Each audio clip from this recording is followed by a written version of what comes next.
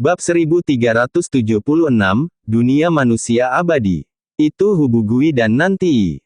Meskipun bertahun-tahun telah berlalu, penampilan kedua orang itu tidak berbeda dari sebelumnya. Nantii masih tampan seperti batu giok, Hubugui masih kasar dan berani. 2000 tahun tampaknya tidak meninggalkan jejak di tubuh mereka. Mata Ye Qingyu basah dengan air mata saat mereka muncul. Sementara air mata sudah mengalir di pipi Liu Saji. Melihat dua wajah yang akrab dan jauh ini, ingatan yang semula hilang tiba-tiba seperti gerbang yang terbuka, datang kembali. Banyak kenangan dan cerita yang tidak dia dapatkan dari orang luar tiba-tiba muncul di benak Liu Saji. Semua yang hilang darinya, pada saat ini, kembali ke pikiran Liu Saji.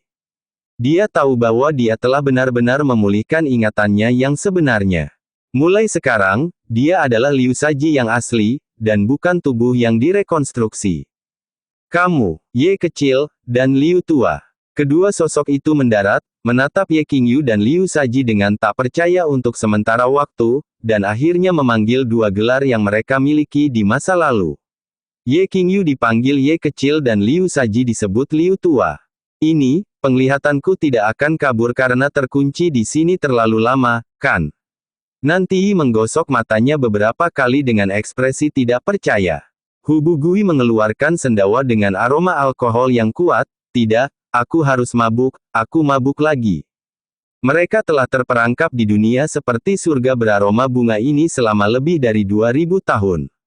Selama periode waktu yang lama di sini, mereka telah berkali-kali mencoba untuk pergi, dan juga berkali-kali berharap orang luar datang menyelamatkan mereka, tetapi kecewa lagi, dan telah mengalami banyak halusinasi. Meskipun kemudian mereka fokus pada kultivasi dan halusinasi ini jarang muncul, pada saat ini, reaksi pertama kedua orang masih tidak percaya. Mereka masih tidak percaya bahwa Ye Qingyu dan Liu Saji benar-benar menemukan mereka. Apakah ada anggur di sini? Ekspresi Liu Saji segera kembali normal, menatap Hubugui. Dia mengendus, bandit Hu, di mana anggurnya? Aroma harum ini seperti anggur abadi. Petik 2. Hubugui dengan hampa mengulurkan tangannya untuk menyentuh wajah Liu Saji, mengatakan, itu pasti halusinasi, bahkan tidak berpikir itu menipu aku. Liu tua telah mati dalam pertempuran, dia sudah mati, aku tidak akan melihat dia lagi. 2000 tahun, aku belum pernah ke kuburan Old Liu. Aku benci itu. Siapa kamu? Beraninya kamu berpura-pura menjadi kakakku Liu tua. Seolah-olah dia minum banyak anggur dan benar-benar mabuk, Hubugui terisak tak terkendali. Dia tahu bahwa Liu Saji telah bertempur sampai mati untuk melindungi 200 anak laki-laki dan perempuan dari Heaven Wastelen Domain. Adegan ini membangkitkan banyak kenangan menyedihkan tentang masa lalu, dan ditambah dengan kemabukannya, perasaannya meledak tak terkendali. Liu Saji melintas pergi, menangis dan tertawa. Aku telah dibangkitkan, bandit tua, itu terlalu mudah bagi kamu. Kamu telah tinggal di dunia ini seperti minum anggur dan tidak perlu mengalami perang hebat bintang ini domain. Itu Little Ye yang membangkitkan aku. Petik 2. Di sisi lain, ekspresi Nantii kembali normal. Pandangannya menyapu bolak-balik antara Ye Qingyu, Liu Saji dan pertempuran 10 bumi bertulang putih, 10 kecil, sebelum akhirnya jatuh pada Ye Qingyu dengan tatapan curiga. Sungguh, itu kamu. Kamu juga terhisap oleh celah ruang waktu di sungai Yellow Spring. Petik 2. Kami menemukan beberapa petunjuk dan mengikuti mereka. Ye Qingyu tersenyum dan menjelaskan secara singkat apa yang terjadi, sebelum menambahkan, tidak perlu curiga, kamu tidak salah, dan kamu tidak berhalusinasi. Hubugui mengerutkan bibirnya. Ekspresinya berubah tiba-tiba. Tidak, di mana Little Nine? Kamu jelas bukan Little Ye yang asli. Little Ye yang sesungguhnya selalu diikuti oleh anjing putih yang tak tahu malu, serakah, dan bukan binatang bertulang putih ini. Kau adalah transformasi makhluk iblis itu, namun berani berpikir untuk menipuku. Hahaha, Nan kecil, jangan dibutakan oleh hal iblis itu. Saat berbicara, dia menyeret Nantii kembali, mengadopsi sikap bertarung. Tubuh Qi meledak. Ye Qingyu telah lama menemukan bahwa aura Nantii dan Hubugui berbeda dari sebelumnya. Melihat lebih dekat dia juga tidak bisa menahan diri untuk berseru dengan keras. Karena basis kultivasi kedua orang ini telah lama mencapai ranah kaisar bela diri, sangat kuat, dan jauh lebih kuat daripada Liu Saji yang telah mengalami masa keemasan domain 1000 bintang luas serta pertempuran domain bintang.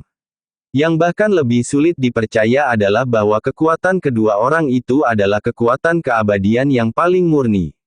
Setelah melihat lebih dekat, tubuh Nantii dan Hubugui, baik di dalam maupun di luar, mengandung zat yang kuat dan abadi. Sepertinya mereka telah mendapatkan pertemuan kebetulan di dunia yang aneh ini. Ye Qingyu mengusir kaisar bela diri Qi dari keduanya dengan satu pikiran, menghentikan mereka dari mengoperasikan kekuatan di tubuh mereka.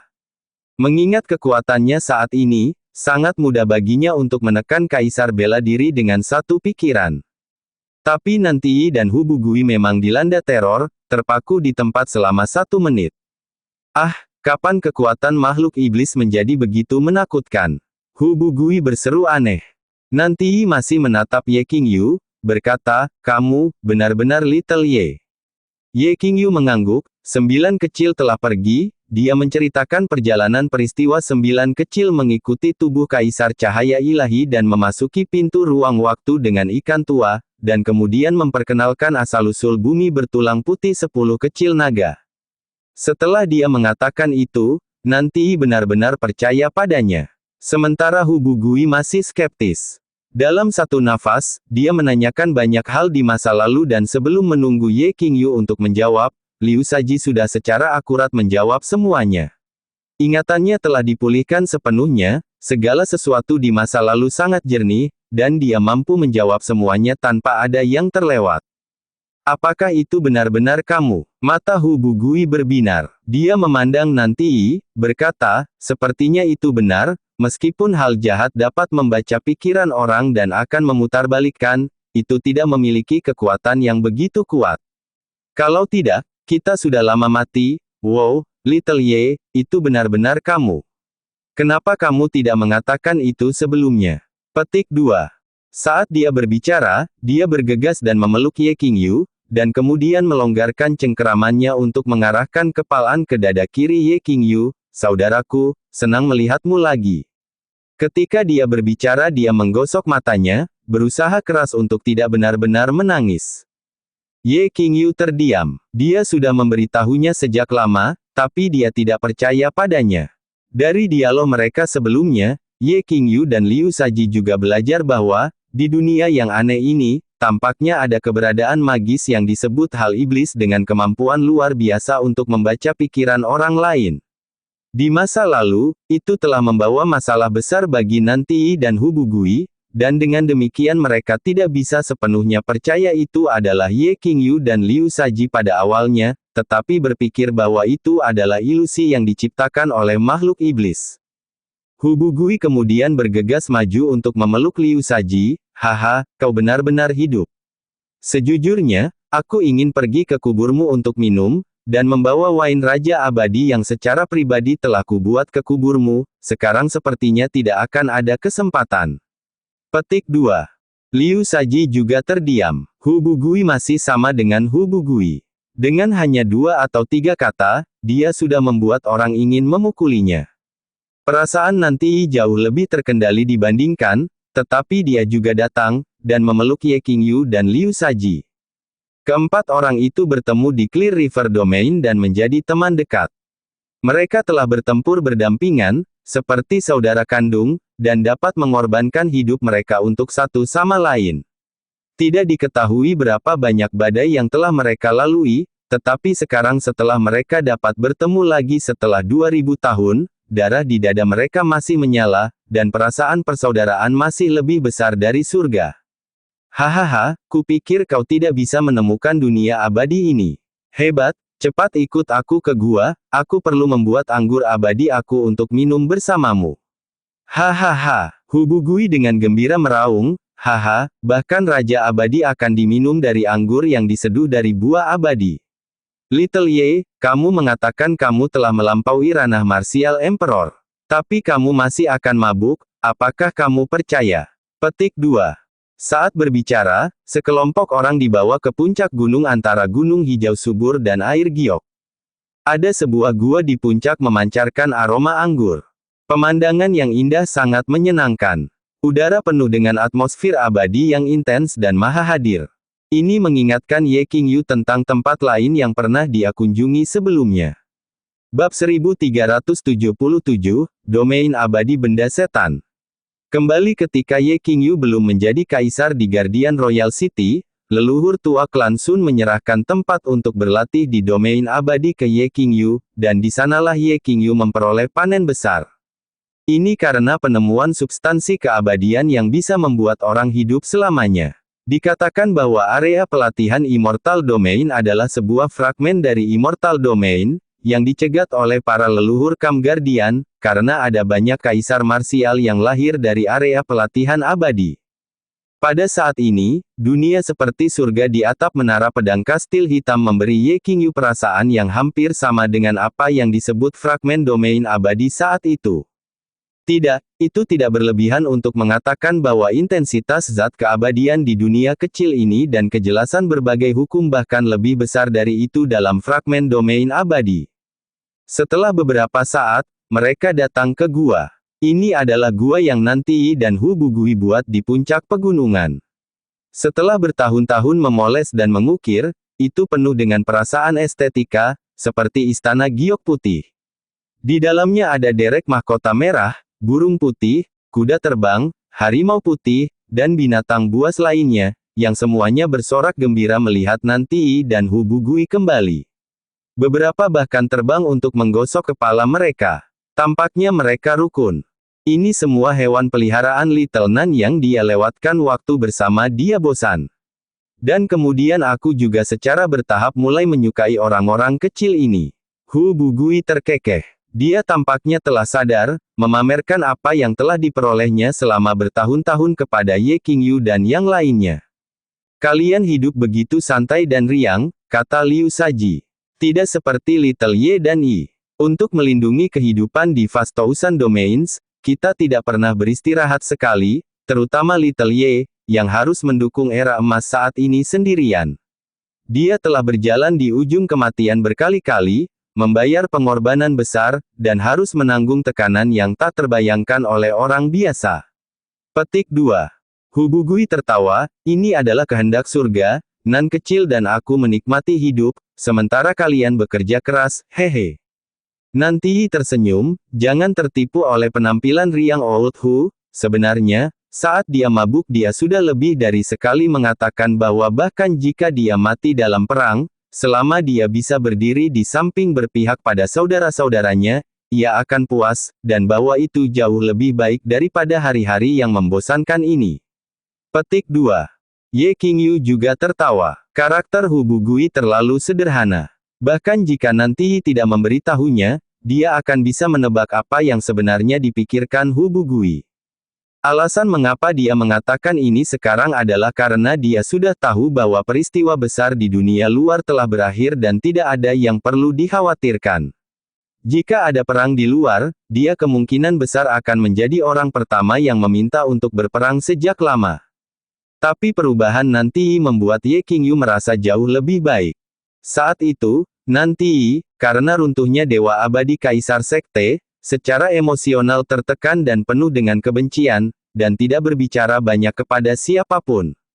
Sekarang, setelah ribuan tahun, di dunia kecil ini, menjalani kehidupan yang sederhana dan tanpa beban tampaknya telah membuat pikiran nanti jauh lebih tenang dan rileks dan melupakan kebencian di masa lalu. Ini adalah hal yang baik.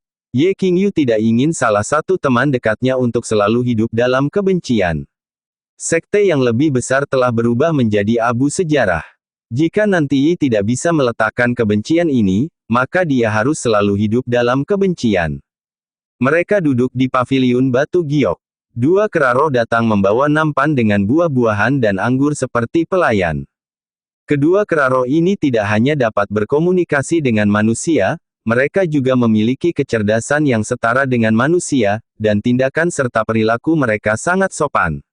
Mereka memiliki kekuatan yang sangat hebat yang dapat menandingi para ahli dari puncak alam Sein besar. Nanti dan Hu Bugui yang melatih dan mengajar mereka seni bela diri. Liu Saji mencoba buah dan anggur, dan memuji, makanannya keluar dari dunia ini, dunia kecil ini benar-benar surga. Nanti tertawa, selain terputus dari seluruh dunia, hal-hal lain di sini benar-benar tidak buruk. Itu adalah tempat tertutup yang sempurna. Di sini ada ramuan obat langka di mana-mana dan semua jenis buah abadi. Makhluk hidup di sini juga merupakan makhluk ilahi atau makhluk spiritual. Bahkan jika manusia berkumpul di sini, minum musim semi abadi dan makan buah-buahan segar, mereka juga bisa hidup selamanya. Petik 2. Hu Bugui minum secangkir anggur dalam satu tegukan, dan kemudian tertawa, ya, di sini hanya kediaman dewa, aku menyebutnya dunia abadi. Ada periode waktu yang lama ketika Nan kecil dan aku dengan kuat percaya bahwa kita telah naik ke dunia dewa. Teman lama telah bersatu kembali. Suasananya sangat gembira. Ye Qingyu mencoba Raja Anggur Abadi yang telah dibuat sendiri oleh Hu Bugui dari yang terbaik dari beberapa jenis buah dewa abadi di Immortal Domain. Itu memiliki efek obat yang sebanding dengan pil ilahi. Bahkan dengan basis kultivasi Ye Qingyu saat ini, setelah beberapa cangkir, ia juga merasa sedikit mabuk dan bersemangat tinggi. Keempatnya tertawa terbahak-bahak ketika kisah-kisah menarik dan insiden masa lalu disebutkan. Ada air mata di tawa mereka. Liu Saji menggambarkan secara rinci apa yang terjadi di dunia luar, serta banyak peristiwa penting selama 2000 tahun ini. Hu Bugui dan Nanti mendengarkan dengan penuh minat. Mereka terjebak di sini selama ini, tidak menyadari situasi di dunia luar. Khususnya, ketika mereka mendengar jalannya peristiwa pertarungan domain bintang, Hu Bugui sangat bersemangat sehingga tangan dan kakinya melambai-lambai di udara. Dia benci fakta bahwa dia tidak bisa mengikuti Ye Qingyu untuk bertarung bersamanya. Reuni itu berlangsung 10 hari dan 10 malam. Pada akhirnya, Liu Saji, Hu Bugui dan Nanti semua mabuk, dan langsung tidur di atas batu di tempat terbuka. Ye Qingyu minum secangkir anggur terakhir, merasa sedikit mabuk. Dia berdiri di puncak gunung dan mengamati sekelilingnya. Dia melepaskan akal ilahinya, mengambil seluruh dunia kecil. Dia menemukan bahwa ini bukan dunia kecil yang lengkap, tapi ada sesuatu yang kurang, yang mengingatkan Ye Qingyu tentang fragmen area pelatihan immortal saat itu. Dia berspekulasi bahwa dunia kecil ini dan bahwa fragmen tanah abadi mungkin dulunya adalah dunia yang sama, yang terpisah karena beberapa alasan. Dugaan yang paling mungkin adalah bahwa Kaisar Langit, selama pengkhianatannya, melakukan panen, memotong bagian dari dunia immortal, dan memperoleh sebuah fragmen dari domain abadi sebelum pergi. Tapi di mana Ye Chongsheng menemukan domain abadi? Ini tidak diketahui. Setidaknya dalam domain 1000 bintang luas hari ini, serta domain perusakan bintang, domain bintang terbengkalai, domain bintang tombak darah dan domain bintang lainnya, dunia seperti itu tidak ada. Dunia yang dipenuhi dengan substansi keabadian, pada dasarnya, jauh lebih unggul daripada domain bintang manapun dari Vast Thousand Star Domains. Itu adalah dunia dimensi yang lebih tinggi. Ye Qingyu curiga bahwa mungkin ada dunia yang lebih kuat di atas alam abadi, dan apa yang disebut 4 simbol surgawi Dao sebenarnya, dia mulai memiliki ide kasar. Namun, dia tidak sepenuhnya yakin, meskipun kemungkinan besar itu terhubung dengan substansi keabadian di domain abadi ini. Rahasia alam semesta belum benar-benar terungkap.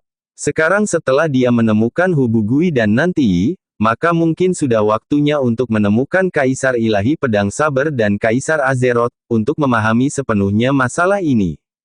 Dengan pemikiran ini, tiba-tiba, di ruang kosong di depannya, ada awan Qi, diikuti oleh Ding Hao, memegang pedang emas dan pedang perak di punggungnya, dan Sun Fei berambut hitam mengenakan mahkota. Mereka berdua muncul pada saat yang sama, sepertinya karena pikiran Ye Qingyu. Ye Qingyu kaget lalu tidak bisa menahan tawa. Makhluk jahat, beraninya kau mencoba membodohiku, perlihatkan dirimu. Gambar Ding Hao dan Sun Fei lenyap tiba-tiba seperti asap, kemudian awan kabut hitam bercampur darah, yang samar-samar menyerupai bayangan berbentuk naga, terlihat berjuang keras. Ini adalah hal jahat yang disebutkan Hu Bugui.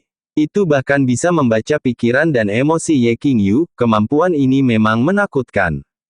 Bab 1378, Qilin mengingat basis kultivasi Ye Qingyu saat ini, dengan satu pikiran, ia mampu menghilangkan ilusi di depannya dan memaksa benda iblis untuk mengungkapkan bentuk aslinya. Itu juga jelas merasakan ketakutan, berjuang mati-matian untuk membebaskan diri, tetapi juga mulai menciptakan berbagai ilusi dalam upaya untuk membingungkan Ye Qingyu. Tetapi pada saat ini kesadaran Ye Qingyu sangat mantap, tidak mungkin lagi menangkap pikiran dan pikiran Ye Qingyu. Ilusi secara alami tidak berpengaruh pada Ye Qingyu. Iblis macam apa ini? Mata Ye Qingyu dipenuhi dengan kecemerlangan violet, melihat melalui kabut merah, dan langsung ke inti, di mana ada makhluk seperti naga darah yang berjuang dengan panik.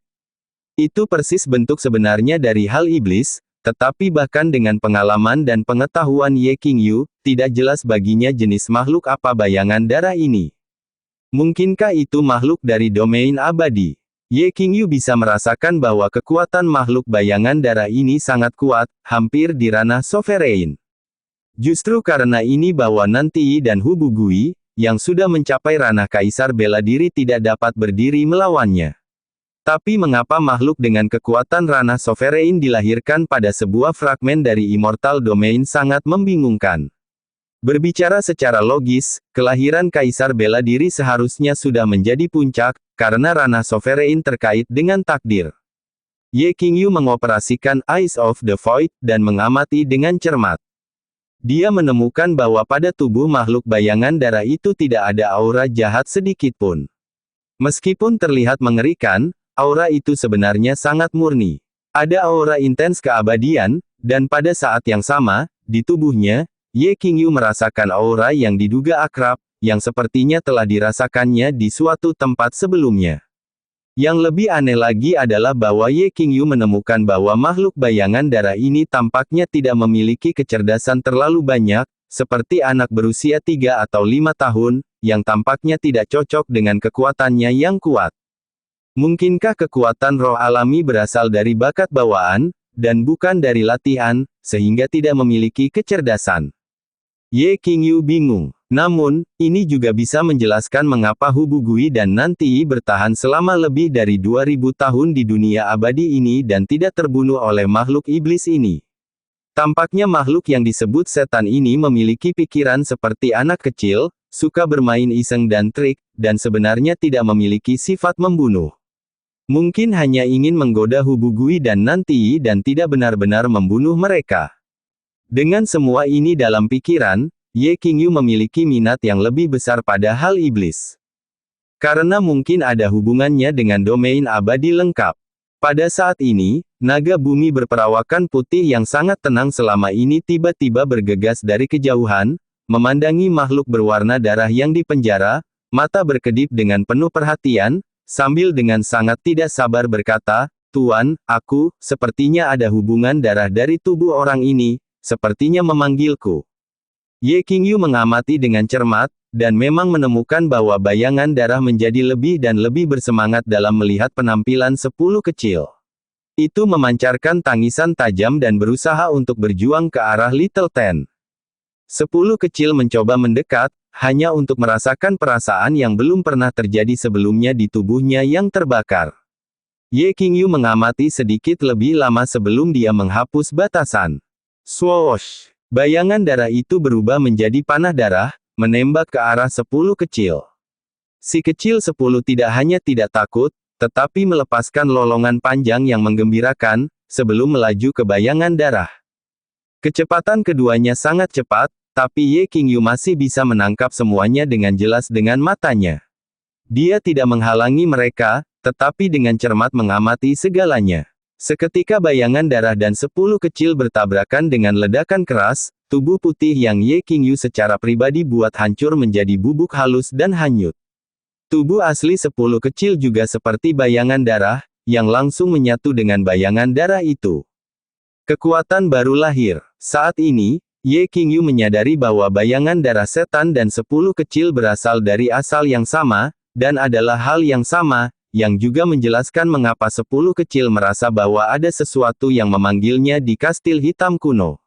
Alasan dia begitu mudah tersinggung dan tidak sabar juga karena pemanggilan dan hantaman kekuatan asal. Dan alasan bayangan darah iblis memiliki kecerdasan rendah, seperti anak kecil, mungkin juga karena asalnya yang hilang. Alasan mengapa kekuatan Little Ten tidak dapat ditingkatkan untuk jangka waktu yang lama meskipun bantuan Ye Qingyu juga mungkin karena alasan ini. Tidak adanya asal yang lengkap, untuk bayangan darah setan dan 10 kecil, memiliki efek fatal. Tetapi kapan mereka berintegrasi menjadi satu? Apa yang akan terjadi? Ye Qingyu terus mengamati untuk mengantisipasi.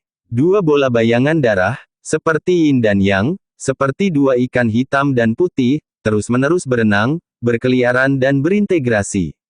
Dao besar berkembang dan berkembang di tengah. Mengingat kekuatan Ye Qingyu saat ini, di bawah pengamatan yang cermat, ia juga samar-samar menerima pencerahan dan pengertian. Segera, ikan ganda berwarna darah itu sepenuhnya menyatu. Darah mulai bergerak, seperti kuas yang tak terlihat yang dicelupkan ke dalam tinta tebal membuat struk demi struk, menciptakan makhluk hidup di langit.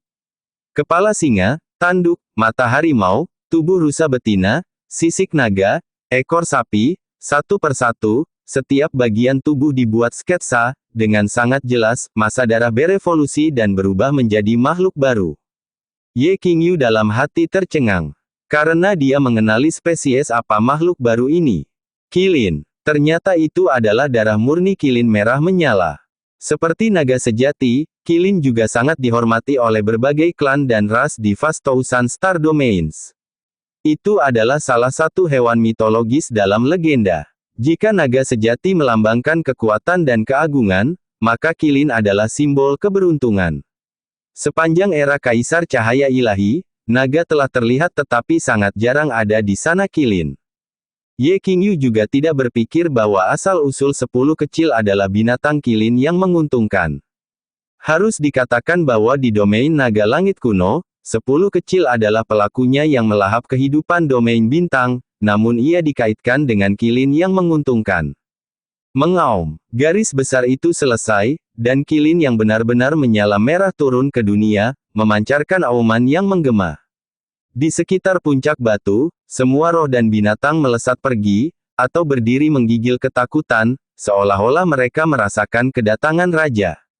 Menguasai. Qilin berbicara, berdiri di depan Qingyu, dan menundukkan kepalanya, menggosok tanduknya ke telapak tangan Ye Qingyu. Suara itu persis sama dengan 10 kecil sebelumnya. Jelas bahwa dalam integrasi asal ini, kebijaksanaan dan kesadaran 10 kecil telah menduduki posisi dominan. Dia tidak kehilangan ingatan sebelumnya setelah integrasi asal dan perubahan penampilan. Bab 1379, Pertempuran. Ye Qingyu tidak berharap melihat perubahan seperti itu. Dia menyadari bahwa 10 kecil sebenarnya adalah binatang Qilin yang menguntungkan, dan kemungkinan besar akan dilahirkan di dunia abadi ini. Kemungkinan besar karena pemisahan domain abadi ini bahwa 10 kecil berpisah dengan bagian asalnya, memiliki kekuatan yang tidak lengkap selama ribuan tahun, dan tidak dapat maju lebih jauh.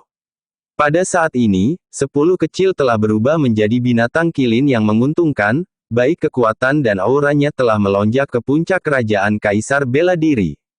Dia percaya bahwa itu tidak akan terlalu lama sampai Little Ten sepenuhnya beradaptasi dengan kekuatan tubuh dan memori darahnya, dan sebelum kekuatannya melonjak sekali lagi. Qilin dengan penuh kasih mengusap tangan Ye Qingyu, pola awan menyebar di sekitar keempat kakinya. Itu adalah kemampuannya yang luar biasa untuk melakukan perjalanan melalui ruang angkasa. Dia membawa Ye Qingyu di punggungnya, seperti aliran cahaya, dan melintas di seluruh domain abadi, menangkap segala sesuatu di ruang angkasa dengan jelas dengan mata. Ye Qingyu bisa merasakan bahwa zat keabadian yang jelas dan kaya dalam tubuh Qilin tidak sama dengan makhluk hidup biasa.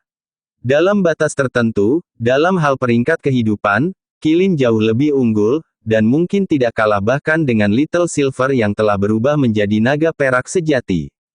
Dia sedikit bingung. Dunia kecil dari domain abadi ini terletak di atas menara pedang, dan area pelatihan domain abadi dari kota kerajaan Guardian, meskipun keduanya mengandung zat keabadian, tetapi bahkan jika keduanya digabungkan, area wilayah itu masih sangat kecil dan tidak cukup untuk membentuk domain bintang.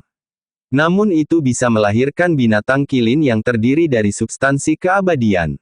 Mungkinkah ada immortal domain yang lebih besar dan lebih luas selain dua dunia immortal yang lebih kecil ini?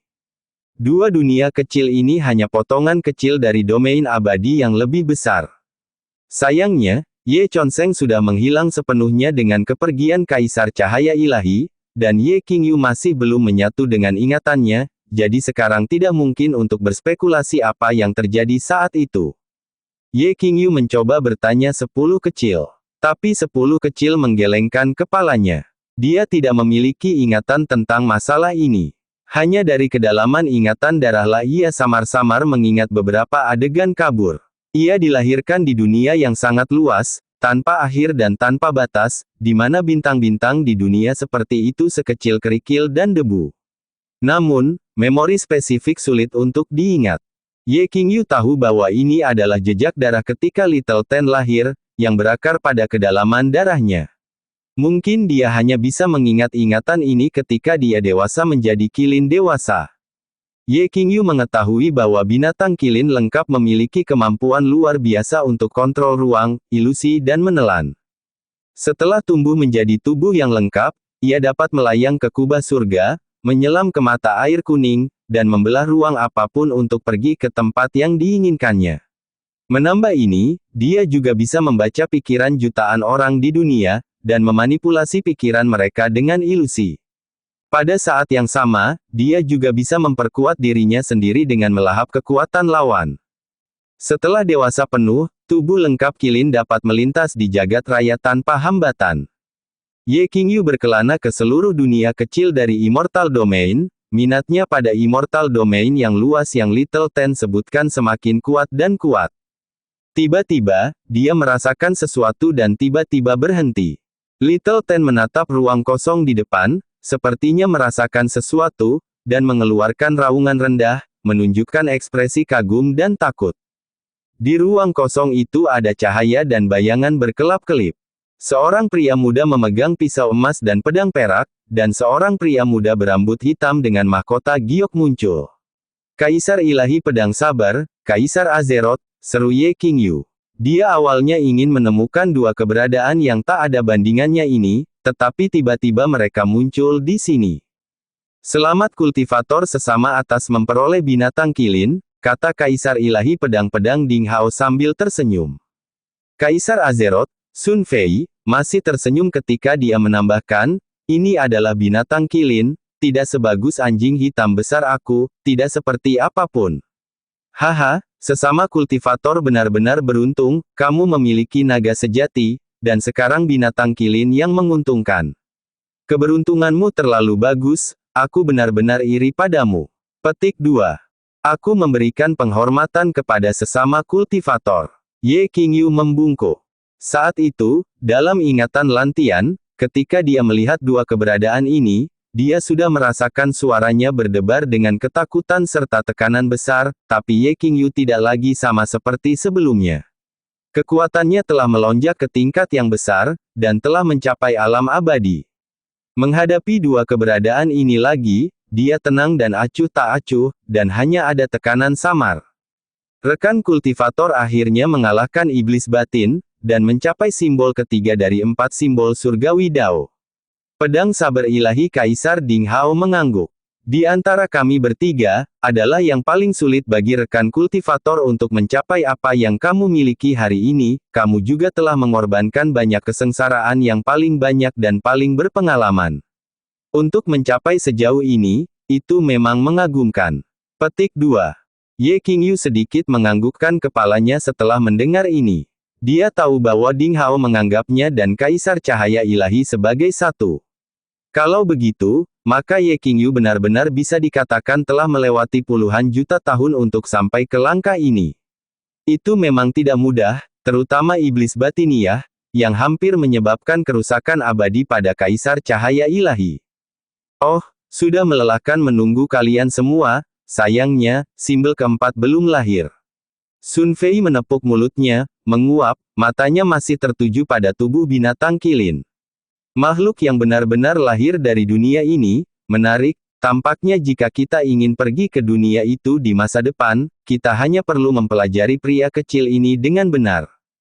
Ketika dia mengucapkan kata investigasi, binatang buas kilin bergidik di seluruh tubuhnya, seolah-olah dia memikirkan sesuatu yang menakutkan. Ye Qingyu dengan lembut membelai 10 kecil, menghiburnya, sebelum bertanya, kultivator sesama dunia menyebutkan, dunia macam apa itu? Dunia yang benar-benar terpisah. Sun Fei menyatakan, The Immortal Domain. Petik 2. Domain abadi. Ye Qingyu segera menyadari bahwa Sun Fei mengacu pada dunia yang buram dan luas yang tercetak dalam memori darah kilin. Bahkan dua orang ini mendambakan dunia itu. Kami tidak bisa mengungkapkan terlalu banyak, karena banyak hal hanya spekulasi kami. Akan ada banyak peluang di masa depan. Hari ini kami baru saja muncul untuk menyapa sesama kultivator. Sun Fei tertawa terbahak-bahak, tanganku sedikit gatal, aku ingin mengkonfirmasi sesuatu dengan formasi seni bela diri dari Star Domain ini. Ye Qingyu tampak kaget sejenak. Kaisar Domain Azeroth Star adalah orang yang hiperaktif. Namun, Ye Qingyu juga memiliki dorongan untuk bertukar gerakan dan belajar dari satu sama lain. Sejak Perang Besar Domain Bintang, basis kultivasi Ye Qingyu telah mencapai puncaknya. Dia sangat setuju dengan frasa, kesepian tidak terkalahkan. Di seluruh domain bintang yang luas, masih belum ada lawan yang bisa membiarkan Ye Qingyu bertarung sepuasnya dalam pertempuran. Tetapi dua orang di depannya, keduanya memiliki kekuatan seperti itu. Baik, niat pertempuran Ye Qingyu yang telah tenang untuk waktu yang lama sekali lagi terbakar. Dia tahu bahwa kemunculan kembali kedua pria ini hari ini sama saja dengan pengakuan penuh terhadapnya sebagai seseorang dengan status yang sama, yang tidak diragukan lagi merupakan suatu kehormatan. Ketika Hubugui bangun dari keadaan mabuknya, dia tidak bisa melihat Ye Qingyu. Jika bukan karena fakta bahwa Liu Saji mendengkur di satu sisi, Hubugui benar-benar akan berpikir bahwa semua yang terjadi sebelumnya sebenarnya adalah mimpi. Sementara Nanti bangun sejak lama, bermeditasi dengan tenang di atas batu di sisi lain. Di mana Little Ye? Hubugui bertanya. Nanti berhenti dan menjawab, aku tidak tahu, tapi kami tidak punya alasan untuk mengkhawatirkannya, karena di dunia ini, tidak ada orang yang bisa mengancamnya lagi. Haha, sebuah suara tiba-tiba terdengar, salah, masih ada hal-hal yang bisa mengancamku. Ye Qingyu muncul. Dia memiliki dua mata hitam dan wajahnya bengkak dan memar, seperti panda. Jelas bahwa dia menerima pukulan yang sangat buruk. Orang itu benar-benar kejam. Bibir Ye Qingyu menyeringai. Wajahnya yang bengkak dan memar membuat Hubugui dan Nanti tampak benar-benar tercengang. Ini, apa yang terjadi? Hubugui bertanya dengan mata terbelalak. Aku bertemu dua monster, berkelahi, dan sedikit terluka. Ye Qingyu tertawa. Dia tidak melihat kebutuhan untuk mengungkapkan keberadaan Ding Hao dan Sun Fei. Hubugui dan Nanti masih tercengang. Di dunia ini, ada seseorang yang bisa melukai Ye Qingyu. Ye Qingyu tersenyum dan tidak melanjutkan, tetapi memikirkan kata-kata yang ditinggalkan Ding Hao dan Sun Fei di akhir pertempuran.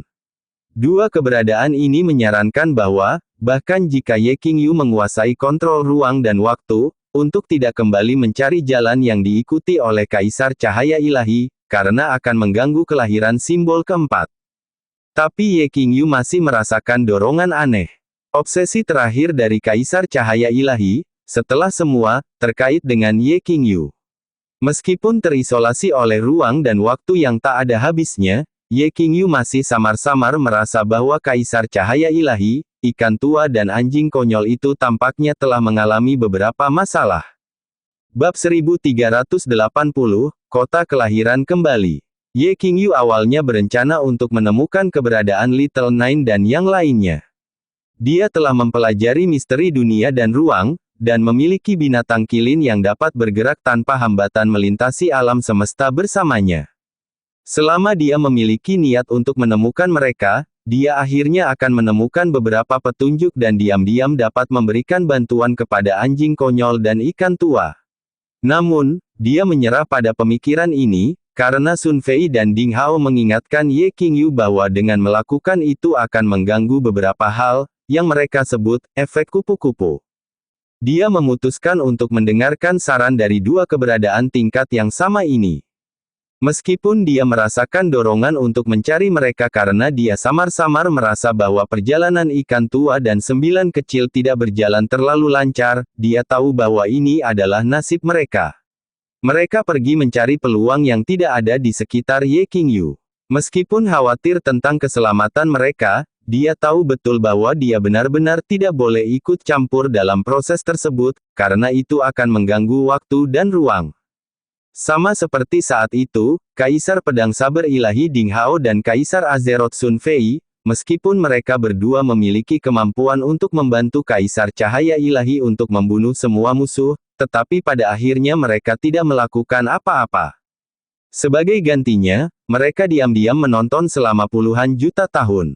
Mereka menunggu sampai Kaisar Cahaya Ilahi mengandalkan kekuatannya sendiri dan cara untuk membalikkan nasib ribuan domain luas, dan juga menunggu sampai simbol ketiga, yaitu Ye Qingyu, untuk tumbuh dewasa. Dia hanya bisa berharap bahwa mereka benar-benar bisa mendapatkan apa yang mereka inginkan pada akhirnya. Ye Qingyu berpikir sendiri. Setelah beberapa hari, memar di wajahnya berangsur-angsur pudar. Pertempuran melawan dua keberadaan alam abadi adalah panen yang bagus untuk Ye Qingyu. Apakah itu Ding Hao atau Sun Fei, keduanya telah memasuki keabadian puluhan juta tahun yang lalu. Meskipun seseorang bisa menjadi master bahkan di usia muda karena dia telah mempelajarinya lebih awal dari yang lain atau jika dia bertahan di dalamnya, tetapi kedua orang ini jelas jauh lebih kuat dari Ye Qingyu dan memiliki visi yang jauh lebih luas daripada dia. Setelah pertempuran ini, Ye Qingyu benar-benar memahami kekuatan pertempuran dan makna mendalam dari alam abadi. Tetapi dia tidak tahu kapan pertempuran berikutnya untuk mengkonfirmasi apa yang telah dia pelajari. Karena Ye Qingyu tahu bahwa dua keberadaan besar ini, dalam jangka pendek, tidak akan muncul di Vastousan Star Domains. Hah, kilin ini, dari mana asalnya? Kenapa aku belum pernah melihatnya sebelumnya? Hu Bugui memusatkan perhatian pada 10 kecil. Kilin adalah binatang yang menguntungkan, dan akan sangat keren untuk bisa menjinakkannya sebagai hewan peliharaan. Dia dengan bersemangat bertanya, "Saudara, apakah kamu punya saudara lelaki atau perempuan atau apapun?" Ye Qingyu menggosok pelipisnya dan memberi tahu mereka tentang asal-usul Little Ten. Ini transformasi iblis itu, wajah Hu Bugui memucat tiba-tiba, menarik tangannya yang akan membelai kilin dengan kecepatan kilat, dan melompat jauh. Bertahun-tahun, dia telah disiksa oleh benda iblis ini di domain abadi berulang-ulang. Bahkan jika dia telah mencapai ranah kaisar bela diri, dia masih berulang kali tertipu sampai hampir menyebabkan kerusakan psikologis. Memikirkan binatang kilin ini menjadi makhluk iblis, hatinya berdebar tak terkendali. Nanti juga terkejut. Namun, meskipun dia dan Hu Bugui telah disiksa oleh hal iblis selama bertahun-tahun, sebagian besar waktu itu hanya lelucon, dan dia tidak benar-benar membawa bahaya nyata bagi mereka. Oleh karena itu, ia juga dapat mengatakan bahwa yang disebut hal iblis ini bukanlah makhluk setan yang jahat, namun dia tidak tahu bahwa itu adalah bagian dari binatang kilin yang menguntungkan. Menurut apa yang Brother Ye katakan, dunia domain abadi ini harus memiliki banyak koneksi dengan kilin. Jika bukan karena keberadaannya, Bandit Hu dan saudara Nan tidak akan seberuntung itu mendapatkan tempat untuk menjadi kaisar, Liu Saji menambahkan.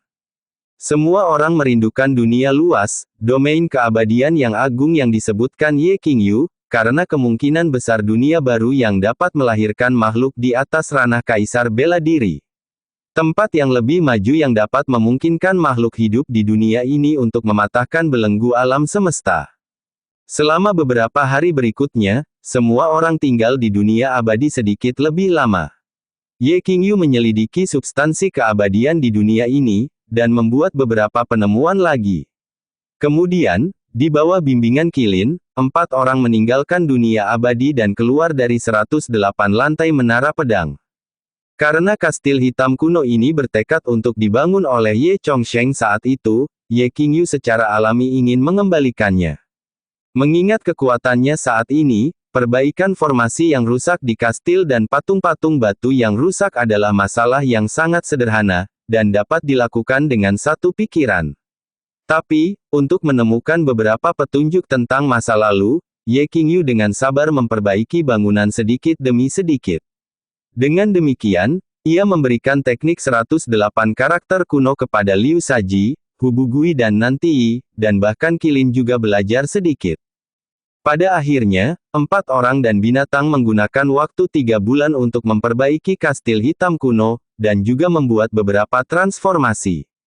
Kemudian, mengaktifkan inti dari kastil, di tengah-tengah gemuruh, kastil hitam kuno mulai berdesing dengan turbulensi waktu dan ruang, seperti kapal perang yang rusak, melepaskan kekuatan yang kuat, dan memotong turbulensi, sehari kemudian. Di antara 24 kota kekacauan yang asli, selain kota kegelapan yang tidak bergerak, ada 3 kota lain yang hilang. Berita salah satu kota yang kembali ke Chaos Domain menyebar ke seluruh Imperial Heaven Empire dan menimbulkan sensasi. Bagaimanapun, ini adalah peristiwa yang paling misterius dan aneh dalam ribuan tahun. Tidak ada yang berpikir bahwa kastil hitam kuno ini akan pernah kembali. Ye Qingyu secara pribadi mengubah nama kota hitam kuno ini. Hu Bugui, Nanti, dan Qilin dilahirkan kembali di sini. Selain itu, kota ini dibangun oleh Ye Chongsheng, sehingga kata "kelahiran kembali" adalah nama yang paling pas. Hu Bugui, Nanti dan Liu Shaji kemudian secara alami menjadi penguasa kota. Ye Qingyu sangat berhasil secara langsung memadukan ruang pelatihan domain immortal, yang awalnya milik Guardian Royal City, dan ruang domain immortal di puncak Menara Pedang Hitam, membentuk dunia domain immortal yang relatif sempurna. Setelah itu, kediaman permanennya berubah dari Imperial Heaven Dao Hall ke tempat ini, dan semua urusan Imperial Heaven Dao Hall diserahkan kepada murid Ting Ning untuk diurus. Sementara Bai Yuanxing diangkat ke Destruction Star Domain dan Jin Linger mengawasi domain bintang lain. Beberapa dekade kemudian, putra dan putri Ye Qingyu telah tumbuh dewasa, dan basis kultivasi mereka luar biasa. Putranya dengan sepenuh hati fokus pada seni bela diri, dan berkeliaran di sekitar wilayah bintang untuk melatih dan meningkatkan dirinya sendiri, sementara putrinya berbakat dalam urusan pemerintahan seperti ibunya, dan sangat tertarik dalam pengelolaan kekaisaran. Sebagai hasilnya, ia menjadi ratu pertama kekaisaran surga kekaisaran, yang pada dasarnya mempertahankan tradisi perempuan dalam pemerintahan. Celestial Phoenix Maiden melahirkan putri kembar untuk Ye Qingyu, dengan bakat yang sangat mengesankan. Ye Qingyu membawa mereka ke domain abadi untuk berkultivasi. Waktu berlalu. Beberapa tahun telah berlalu tetapi nama dan kisah Kaisar Dewa Kekaisaran masih banyak dikenal di seluruh dunia. Meskipun Ye Qingyu tidak terlihat di depan umum untuk waktu yang lama, masih ada biografinya di mana-mana. Anak-anak Ye Qingyu juga mulai menunjukkan bakat luar biasa di dunia seni bela diri, menjadi gelombang para ahli dari generasi muda. Orang-orang berbakat yang tak terhitung jumlahnya dilahirkan.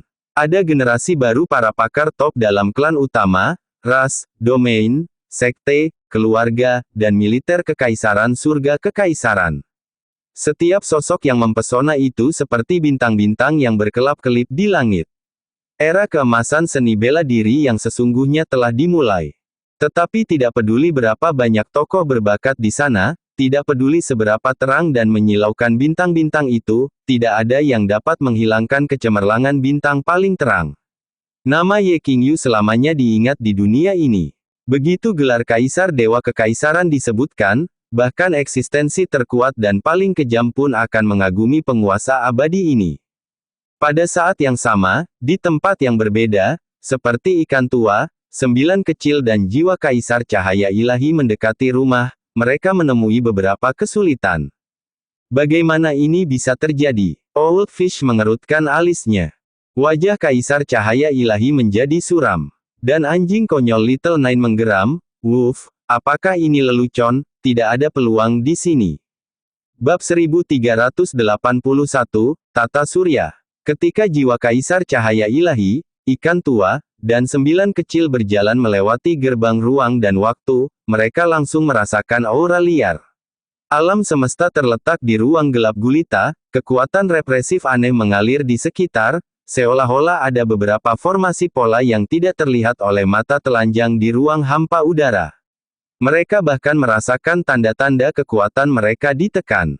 Aku merasakan aura yang akrab, itu hanya kurang dari 5 juta kilometer dari kota asalku. Jiwa Kaisar Cahaya Ilahi, meskipun dia telah kehilangan tubuh aslinya, masih sangat kuat. Meskipun jaraknya jauh, dia masih bisa merasakan aura yang akrab dan melihat beberapa bintang dan pengaturannya, yang telah dia lihat berkali-kali dalam mimpinya. Bumi, akhirnya aku kembali. Dia tidak bisa menyembunyikan kegembiraannya, dan pada saat yang sama, ada perasaan rindu di perutnya. Bagaimanapun, sudah lebih dari puluhan juta tahun sejak dia meninggalkan bumi dan melakukan perjalanan melintasi domain 1000 bintang luas. Mata Kludi Clearsea benar-benar memindahkannya ke waktu dan lokasi yang akurat. Dia ingin kembali ke titik di mana dia mengalami kecelakaan lalu lintas di bumi, dan untuk melihat apa yang terjadi setelah itu. Jika memungkinkan, tentu saja, ia berharap untuk menghindari kecelakaan itu dan mengubah takdirnya sendiri. Di antara domain Star Ribu luas, dia sudah berdiri di puncak dunia dengan kekuatan seperti dewa. Sekarang, dia hanya ingin menjadi manusia biasa, dan bahkan lebih baik melupakan semuanya dari masa lalu. Sepertinya aku datang ke tanah tandus dari tempat yang makmur. Old Fish mengedipkan matanya beberapa kali dan sepertinya menghitung sesuatu. Dia berspekulasi bahwa akan ada kesempatan dengan kelahiran simbol keempat, dan juga, untuk beberapa alasan, samar-samar tahu bahwa asal dari 3 simbol pertama terkait dengan kota kelahiran Kaisar Cahaya Ilahi. Tapi dia tidak tahu bahwa domain bintang kota Kaisar Cahaya Ilahi adalah tanah yang tandus. Tingkat kemandulan sangat berbeda dengan beberapa domain bintang di Vast Thousand Star Domains. Jika domain bintang baru adalah tanah terlantar dari gulma, maka langit berbintang di depan hanyalah tanah salin di mana bahkan helai rumput tidak tumbuh. Bagaimana bisa orang yang menakutkan seperti itu muncul dari daerah seperti itu? Dia merasakan bahwa ada kekuatan Dao, kosmik yang aneh dan hukum di langit berbintang yang benar-benar berbeda dari Vast Thousand Star Domains. Tampaknya itu adalah kekuatan misterius, segel kuno yang menyebar ke seluruh alam semesta berbintang. Hal lama, apakah kamu berbohong kepada Wolf? Little Nine menatap dengan tidak puas pada Kaisar Cahaya Ilahi dan ikan tua. Dia secara alami merasa ada sesuatu yang salah. Bagaimana mudahnya menemukan peluang? Old Fish marah, jangan tidak sabar, mari selidiki dulu. Mengingat basis kultivasi mereka saat ini, secara alami tidak sulit bagi mereka untuk menyeberangi alam semesta, tetapi karena kekuatan penekan misterius di langit berbintang ini, kecepatan mereka sedikit lebih lambat. Beberapa hari kemudian, mereka datang ke planet pertama dengan makhluk hidup. Planet ini adalah dunia seni bela diri, dengan sebagian besar manusia, tetapi ada juga spesies lain. Ada sekte di seluruh planet ini, mirip dengan planet seni bela diri dari Vast Thousand Star Domains, tetapi kekuatan keseluruhan jauh lebih rendah. Para ahli terkuat hanya setara dengan ranah surga kenaikan dari Vast Thousand Star Domains.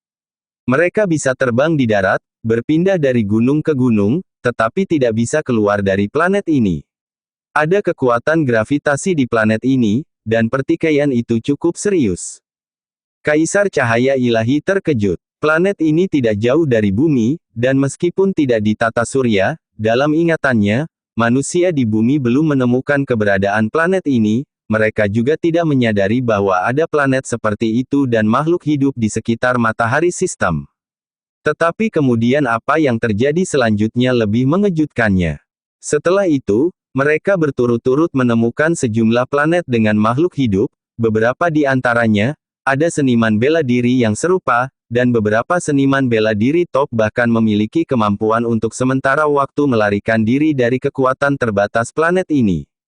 Mereka bisa bergerak melalui langit berbintang, meskipun tidak dapat mempertahankan ini untuk waktu yang lama. Namun, melalui penggunaan beberapa formasi, yang dapat memicu kekuatan kuno alam semesta, mereka dapat melakukan perjalanan melintasi langit berbintang.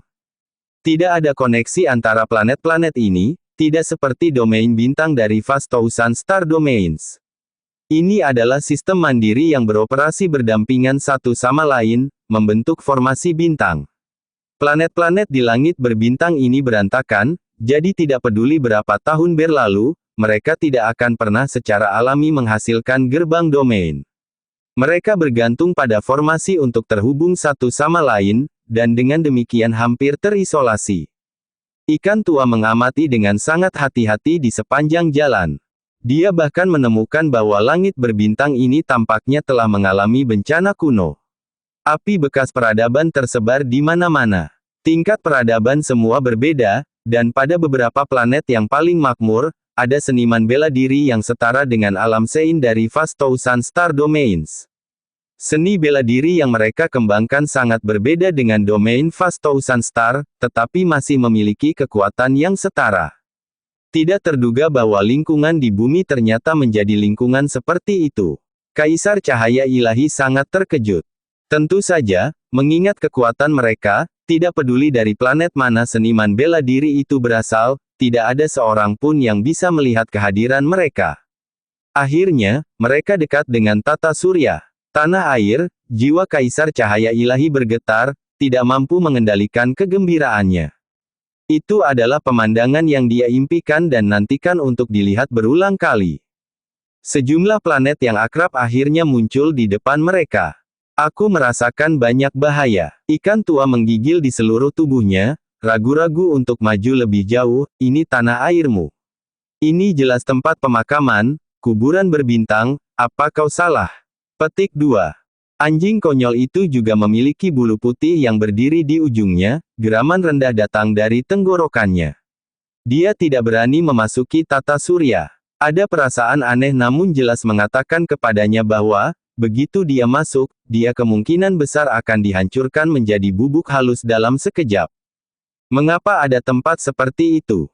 Anjing konyol itu mondar-mandir di kehampaan, ketakutan dalam hati. Jiwa Kaisar Cahaya Ilahi berkata dengan sangat gembira, ya di sini benar, aku melihat matahari, dan bumi, dan bulan, itu pasti benar, dia telah membayar mahal untuk kembali. Jadi tidak peduli betapa berbahayanya memasuki tata surya, dia pasti akan tetap masuk. Ikan tua berkedip beberapa kali dan akhirnya menyimpulkan, jadi ternyata 3 simbol pertama berasal dari tempat seperti itu. Apakah ini sebabnya mereka mengatakan bahwa sekali seseorang dihadapkan dengan bahaya kematian dia akan berjuang untuk hidup? Ini adalah tanah yang berbahaya, apa yang terjadi di sini sebelumnya, untuk mendapatkan apa yang disebut peluang, mungkinkah kita harus terlebih dahulu meninggalkan diri kita sendiri? Bukankah ini bermain dengan kehidupan? Petik 2. Si kecil 9 dengan gila melintas di sekitar tata surya, seperti aliran cahaya yang mengalir, tetapi yang paling penting, dia menggelengkan kepalanya dengan kekecewaan, bahkan merasakan sesuatu yang aneh di sana.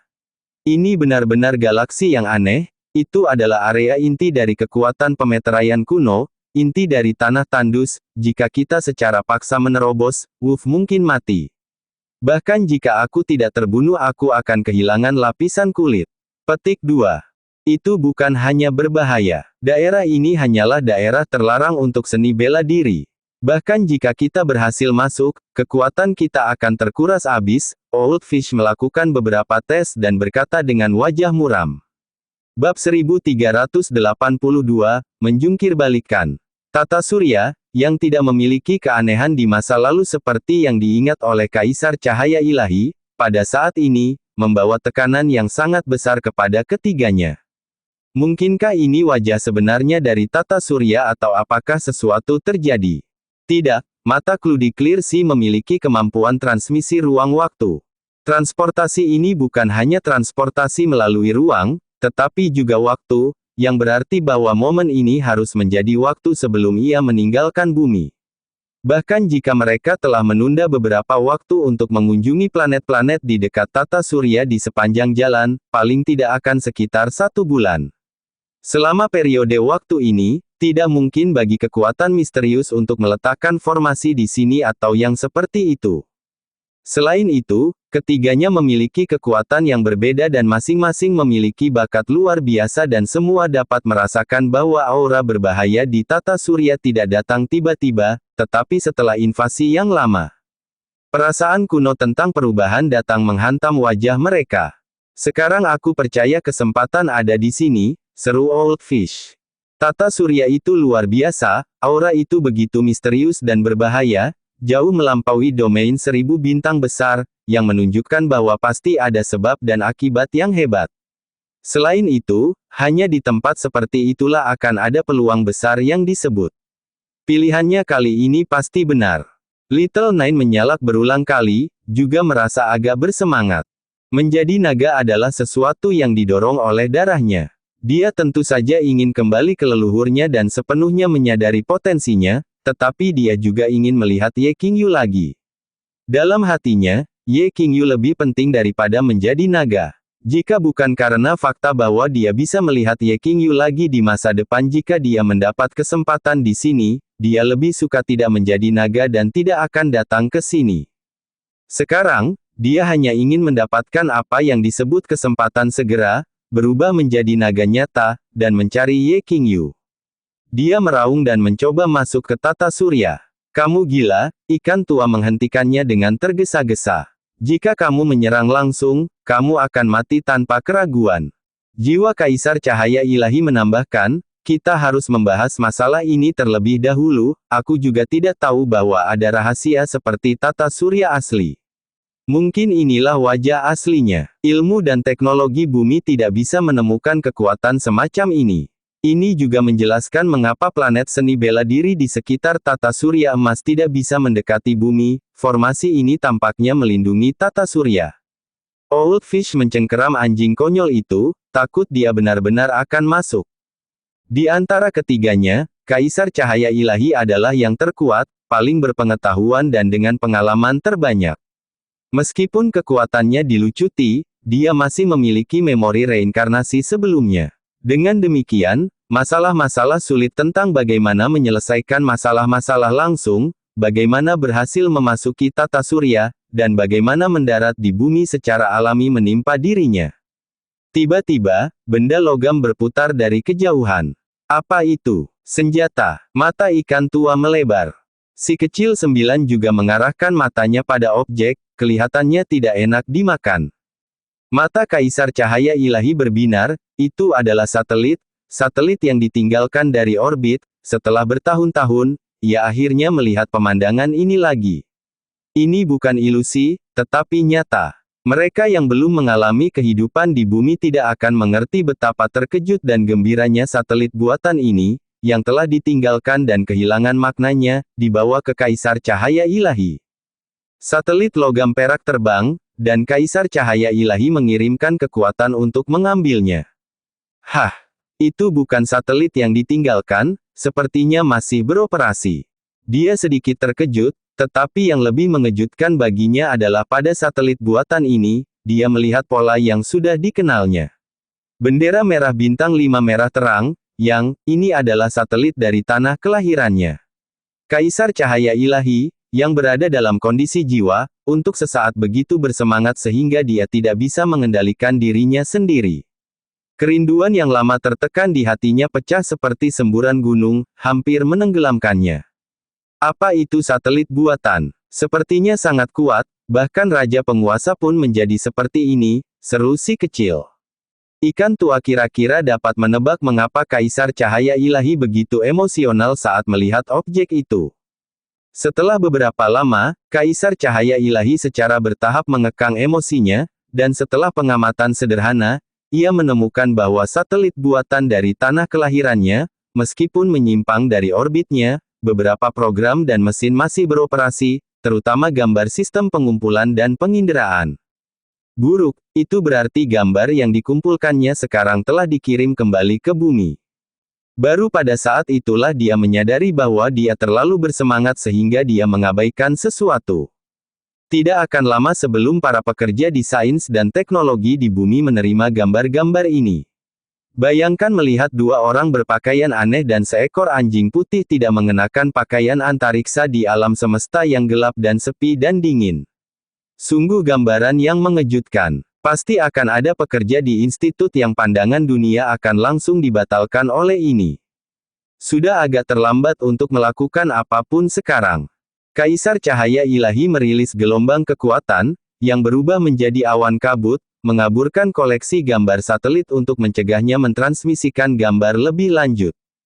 Dia kembali kali ini hanya untuk melihat kampung halamannya di masa lalu dan untuk melihat beberapa teman lama dan keluarga. Dia tidak ingin mengganggu orde asli di bumi, tetapi sekarang, karena kecelakaan ini, ada perubahan. Dia tidak tahu dampak seperti apa yang akan dimiliki gambar yang dikirim kembali ke bumi. Apakah ada masalah dengan hal ini? Ikan tua bergerak mendekat. Kaisar Cahaya Ilahi menggelengkan kepalanya, berkata, tidak masalah, lepaskan. Dia mengirim satelit ke langit berbintang yang jauh di luar tata surya. Sejak abad ke-20, kekuatan besar bumi telah melepaskan banyak detektor ke alam semesta untuk menjelajahi ruang angkasa dan ruang alam semesta tata surya luar. Jelas bahwa detektor logam ini tidak akan terpengaruh oleh kekuatan menakutkan misterius yang trio sebelumnya rasakan, tetapi Kaisar Cahaya Ilahi tiba-tiba menyadari bahwa begitu detektor ini meninggalkan tata surya dan masih beroperasi mereka bisa jatuh ke seni bela diri planet di dekat tata surya dan mengirim gambar di sana kembali ke bumi. Bahkan jika detektor ini telah kehilangan semua fungsinya, begitu mereka jatuh ke tangan sekte bela diri di planet lain, apa efeknya pada bumi? Bahkan pemikiran ini cukup menakutkan. Tiba-tiba Kaisar Cahaya Ilahi merasa bahwa dia mungkin tidak benar-benar tahu banyak tentang kota asalnya, yang telah dipikirkannya siang dan malam. Beberapa hari kemudian, tidak mungkin, itu benar-benar mustahil. Di bumi, beberapa pakar ilmiah di pangkalan penelitian militer berseru kaget ketika mereka melihat beberapa foto. Mereka tidak percaya gambar yang dikirim kembali dari Destiny Satellite. Bab 1383, menutupi langit dan mengubah langit. Siapapun dengan rasionalitas ilmiah akan sulit mempercayai pemandangan yang mereka lihat. Dalam gelap, langit berbintang yang sepi tiba-tiba ada 3 sosok. Salah satu dari mereka berwarna biru muda seperti hantu, yang lain adalah orang tua yang tampak menyeramkan, dan ada anjing putih yang aneh. Mereka berpakaian sangat aneh, seperti dari zaman kuno, dan tanpa perlindungan baju ruang angkasa, namun ditangguhkan di kekosongan, bergerak dan berbicara. Ini bukan lelucon, kan? Seorang lelaki tua dengan rambut putih bertanya dengan tidak percaya. Dia adalah orang yang bertanggung jawab atas divisi teknis dari pangkalan penelitian militer ini. Destiny Satellite telah keluar dari orbit selama hampir 1 dekade, dan mereka telah lama kehilangan kendali. Untungnya masih ada gambar dan informasi yang dikirim kembali sebentar-sebentar. Karena itu, masih ada nilainya. Selama tahun-tahun ini, ada personel khusus yang bertanggung jawab untuk memantau Destiny Satellite, dan menurut gambar yang dikirim kembali sebelumnya, itu tampaknya melayang keluar dari tata surya. Dia awalnya berpikir bahwa mereka akan benar-benar kehilangan kontak dengan satelit sejak saat itu, namun, gambar seperti itu datang tiba-tiba. Dia sedikit skeptis, mengira itu adalah lelucon oleh salah satu staf. Itu bukan lelucon, aku sudah memeriksanya, ini adalah data paling mentah, tidak ada masalah dengannya. Seorang pria parubaya dengan kacamata emas tampak bersemangat. Itu benar, semuanya benar, apa artinya ini? Ada makhluk hidup di luar tata surya, dan seseorang terlihat seperti manusia. Mungkinkah itu dewa dalam mitos dan legenda? Petik 2. Sulit dipercaya. Sebenarnya ada dewa di dunia ini. Apa lagi yang bisa bertahan hidup di langit selain dewa? Dan ada seekor anjing. Benda biru itu, apakah itu jiwa? Mungkinkah ada jiwa setelah kematian? Mengikuti. Apakah ada gambar tindak lanjut? Apa status Destiny Satellite sekarang? Petik 2. Meskipun para pekerja penelitian ilmiah ini terbiasa melihat banyak hal menakjubkan di dunia, dan tahu banyak rahasia yang tidak bisa dipahami orang awam, tetapi pada saat ini, mereka semua dikejutkan oleh pemandangan itu, dan mulai bertengkar dan mendiskusikan gambar tersebut. Sebenarnya, gambar yang dikirim kembali dari Destiny memang terlalu sulit dipercaya. Ini benar-benar penemuan yang mengganggu. Sudah dilaporkan ke Komisi Militer, dan aku yakin akan ada tanggapan segera. Pria parubaya dengan kacamata emas memandang pria tua berambut putih itu dan berkata, selama kita membuktikan bahwa data itu asli dan benar, penemuan ini pasti akan mengubah seluruh dunia. Ini masalah penting dan kami harus merahasiakannya. Sebelum suaranya memudar, pintu logam berat di aula penelitian dan teknologi canggih tiba-tiba terbuka. Sebuah tim pasukan khusus bersenjata lengkap berjalan berbaris. Suasana tiba-tiba menjadi serius. Semua orang, mulai dari saat ini secara resmi diambil alih oleh pasukan khusus dari Biro Keamanan Nasional. Komisi Militer ingin mengucapkan terima kasih atas kerja kerasnya selama ini. Segala sesuatu yang terkait di sini akan diperlakukan dengan kerahasiaan maksimal. Siapapun yang mengungkapkan informasi yang relevan akan dianggap pengkhianat. Tolong bekerja sama, seorang pria muda yang tampak seperti seorang petugas berkata dengan sopan. Orang-orang di aula semuanya adalah peneliti militer, jadi ketika mereka mendengar ini, tidak ada keberatan. Semua orang langsung menurutinya. Kemudian berbagai serah terima terjadi berikutnya. Tentara sangat efisien. Pria parubaya berkacamata dan orang tua berambut putih tertinggal. Profesor Qin, Presiden Zhang, kalian berdua akan terus bertanggung jawab atas proyek satelit Destiny.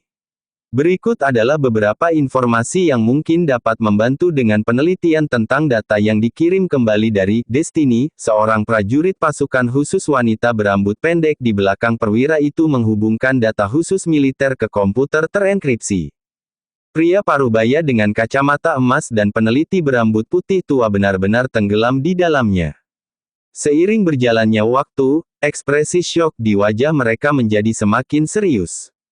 Pada saat segala sesuatu di komputer terenkripsi ditampilkan, dahi duo sudah bermanik-manik dengan keringat dingin.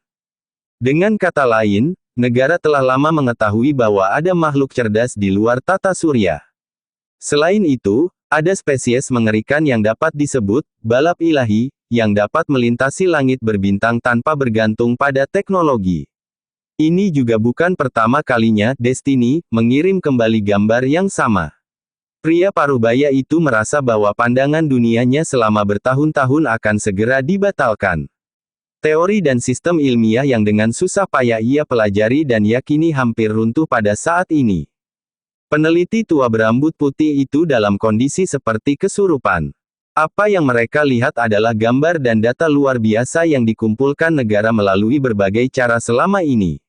Sebenarnya, jika data seperti itu tidak diperlihatkan oleh pasukan khusus dari Biro Keamanan Nasional, dia tidak akan pernah percaya bahwa itu benar.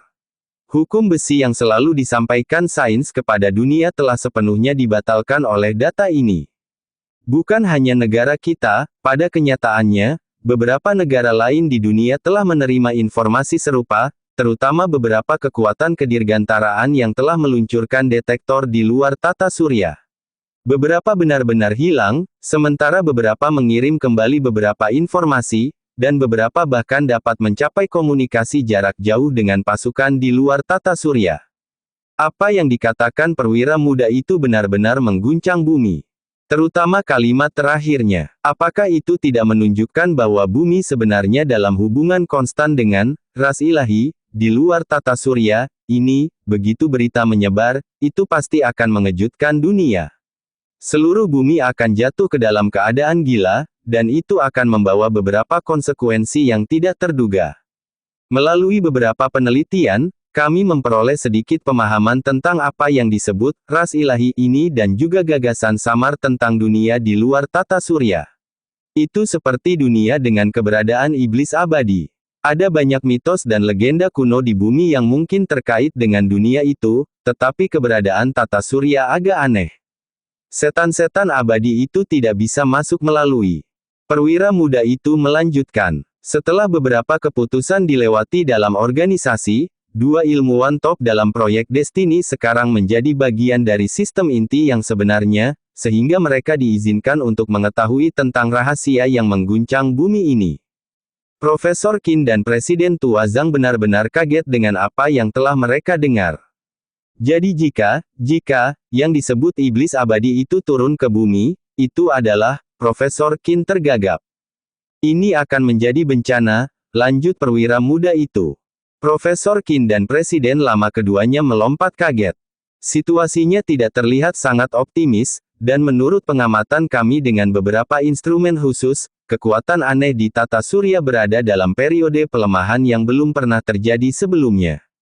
Ini masalah waktu sebelum kedatangan iblis abadi itu.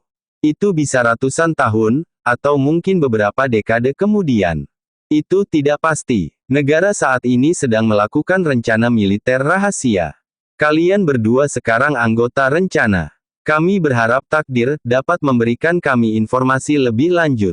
3. Iblis abadi, dalam gambar yang takdir tangkap adalah keberadaan paling kuat dan menakutkan yang diamati sejak rencana dimulai. Tubuh mereka mampu melayang-layang di ruang angkasa tanpa halangan apapun, aku hanya berharap mereka adalah teman dan bukan musuh. Wajah tampan perwira muda itu dipelintir karena khawatir. Apa sebenarnya rencana yang dilakukan militer? Presiden tua itu bertanya. Rencananya dibagi menjadi dua bagian, bagian pertama disebut menutupi langit, dan bagian kedua disebut mengubah langit. Petugas itu tidak menyembunyikan apapun yang dia tahu. Kami hanya melakukan apa yang kami bisa. Bagaimanapun, iblis abadi, di luar tata surya terlalu kuat. Ketika saatnya tiba, bagaimana nasibnya pada akhirnya, tidak ada yang tahu. Misi kamu adalah untuk terus mengamati takdir, dan melakukan yang terbaik untuk memperbaiki beberapa program jarak jauh. Orbitnya tidak masalah asalkan terus mengirim kembali gambar dan data. Petik 2. Di luar tata surya, Kaisar Cahaya Ilahi mengungkapkan ekspresi tekad di wajahnya. Kawan, aku sudah memutuskan, hanya ada satu cara. Dia memandang ikan tua dan 9 kecil. Bab 1384, Grand Final Kaisar Dewa Kekaisaran. Solusi yang diberikan Kaisar Cahaya Ilahi itu sangat sederhana, itu adalah reinkarnasi. Hanya dengan melepaskan basis kultivasi tingkat kaisar mereka dan menjadi makhluk fana mereka bisa memasuki tata surya dan kembali ke bumi. Ini, ikan tua ragu-ragu. Dia datang untuk mencari peluang, dan bukan mencari pelecehan. Tidak mudah baginya untuk mengumpulkan basis kultivasi yang kuat, dan jika dia benar-benar menyingkirkannya dan menjalani reinkarnasi, bukankah itu berarti semua upaya dan praktiknya menjadi sia-sia?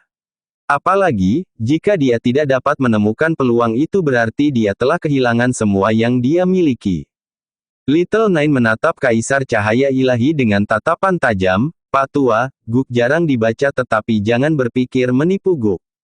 Jika kita menanggalkan tubuh abadi kita dan menjadi manusia, kita akan langsung berubah menjadi debu di langit berbintang ini. Bagaimana kita bisa memasuki tata surya? Bagaimana kami bisa kembali ke kota asal kamu? Petik 2. Old Fish mengangguk, ya, itu tidak mungkin. Kaisar Cahaya Ilahi tersenyum, kamu bisa selama kamu menanggalkan tubuh abadi kamu dan menjadi manusia, aku sekarang adalah jiwa sehingga aku tidak akan terlalu terpengaruh, aku bisa membawa kamu ke tata surya, dan kemudian turun di bumi. Petik 2. Little Nine dan Old Fish pada saat yang sama menatap Kaisar Cahaya Ilahi dengan ekspresi yang sangat mencurigakan. Orang tua, kamu memiliki beberapa hubungan dengan Tuan Wolf, kamu sebaiknya tidak memikirkan niat buruk. Jangan berani-beraninya kau merencanakan tipu daya melawan seekor anjing muda dan tampan seperti Guk. Si kecil 9 masih merasa curiga seperti dia pergi ke kapal bajak laut. Ikan tua memutar-mutar helai janggutnya sampai mereka memotret dan berkata, Yang Mulia Kaisar Cahaya, kamu adalah matahari yang menyala-nyala dari satu generasi, seorang raja penguasa yang terhormat, kamu selalu menjadi lelaki dari kata-kata kamu, kamu tidak akan tidak menepati kata-kata kamu kali ini, kan? Petik 2. Kaisar Cahaya Ilahi tidak tahu apakah harus menangis atau tertawa. Dalam hidupku, kapan aku pernah bersekongkol melawan orang lain? Old Fish mengangguk. Kaisar Cahaya Ilahi selalu lurus dan lurus, seperti raja para dewa. Dia tidak pernah bersekongkol melawan orang lain. Untuk kembali ke kampung halamannya, dia tidak ragu untuk menyerah pada basis kultivasi yang telah dia kumpulkan selama 107 kehidupan, dan untuk membantu Ye Qingyu berhasil, dia hampir menyerahkan segalanya dan datang ke tempat yang terpencil dan terpencil ini, tempat. Dia tidak punya keinginan. Selain itu, tidak ada yang berharga pada anjing konyol dan ikan tua.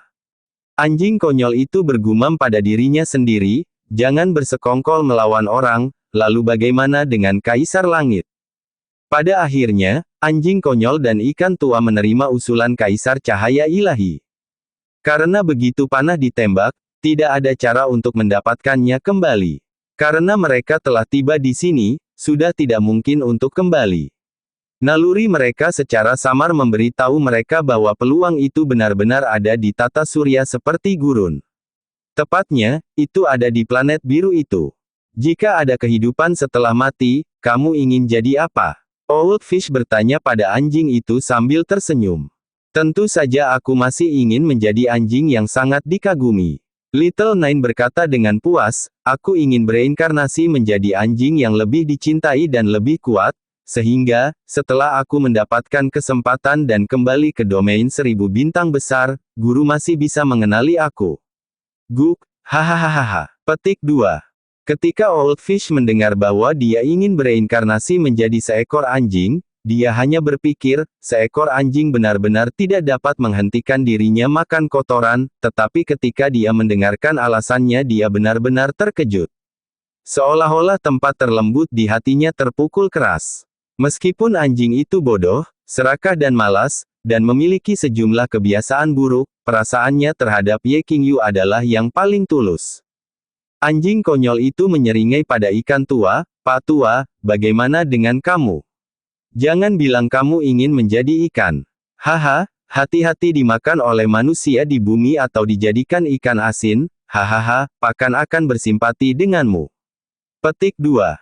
Merasa jengkel, ikan tua menggerutu melalui hidungnya, perasaan emosional di dalam hatinya segera menghilang seperti asap. Aku ingin bereinkarnasi menjadi dewa, memanggil angin dan memerintahkan hujan di bumi, dan membawa formasi seni bela diri ke ketinggian.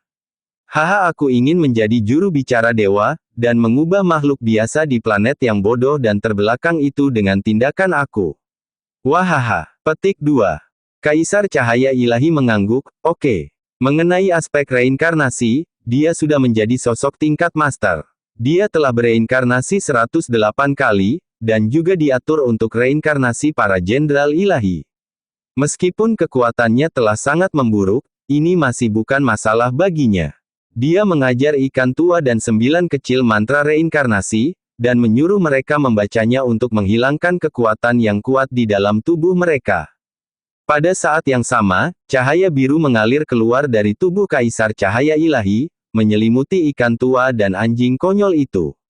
Sekitar setengah hari kemudian, gugusan cahaya biru diubah menjadi meteor, melaju cepat ke tata surya.